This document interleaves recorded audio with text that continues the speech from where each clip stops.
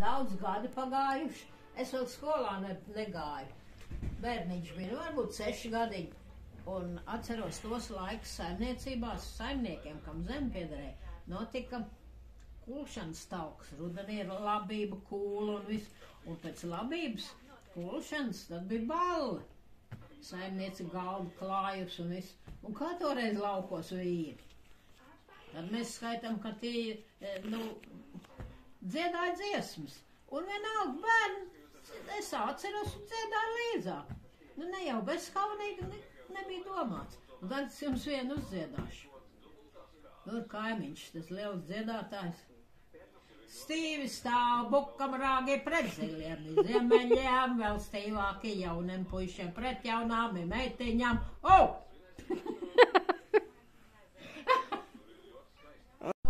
To dziedāju visur, ka sajiets bija mājās un bezskaunīgi nedziedāju tādu. Krievu bezskaunīgi teicienu nebija kā latviski.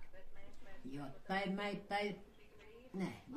mātai daļas meitas, jo tai mātai daļas meitas, jo tai daļas notināca, jo tai daļas notināca. Ķer pie pupiem, ķer pie nabas, pie nabas, un tik sauc, tas viss no dabas, viss no nabas, un tik sauc, tas viss no dabas.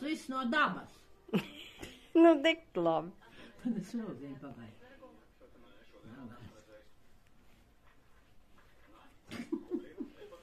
Nu?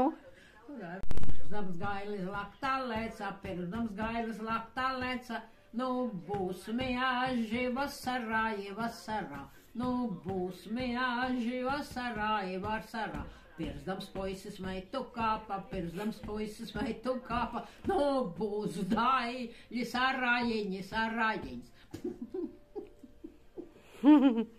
Tas tāds muļķības kaut kāds, bet tad Kāpēc tauks muļķības? bija, tad visādi darīt dziedājumi. Vīri. Pilnīgi no Ne jau tie tautas. vīri veci bija vīri, 35, 30 un tādi, kas strādāja. Tu nevicina to roku, tas kaķis tev iedzirtīs. Jā, uzklups man pasies, kā tu ieplēsi tev, tu vīri tāds.